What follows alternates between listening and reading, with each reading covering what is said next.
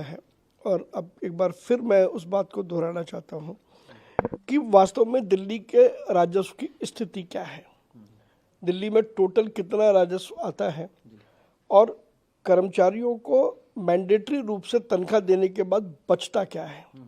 मुझे लगता है अरविंद केजरीवाल जी ने इसका हिसाब अभी तक जोड़ा नहीं है, और वो जोड़े भी क्यों, क्योंकि वो बार बार बात करते हैं कि भाजपा का सीएम चेहरा कौन है।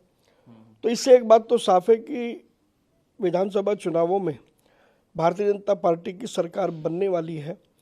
इस नाते से अरविंद केजरीवाल कोई भी ऐसी झूठी घोषणा छोड़ना नहीं चाहते जिससे उनको राजनीतिक जमीन मिले।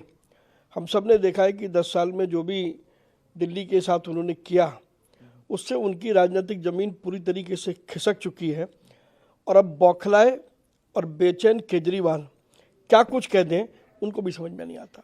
एक डॉक्यूमेंट्री आम आदमी चाहते थे कुछ पत्रकारों के बीच में, लेकिन दिल्ली पुलिस का ये कहना है कि उसकी कोई परमिशन नहीं ली गई थी, इसलिए रोक लगा दी। अब ऐसे में वो बीजेपी पर आरोप लगा रहे हैं। देखिए, आरोप लगाना उनकी पुरानी आदत है। हम सब जानते हैं कि अरविंद केजरीवाल और आम आदमी पार्टी के लोग हैबिचुअल आरोप लगाने वाले लोग हैं।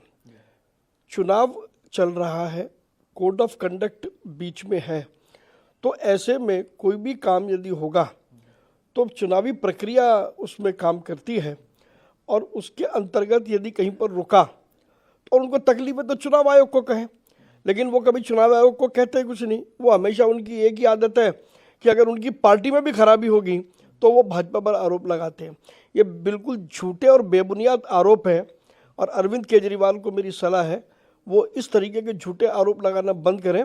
जनता में उनकी साख खत्म हो चुकी है।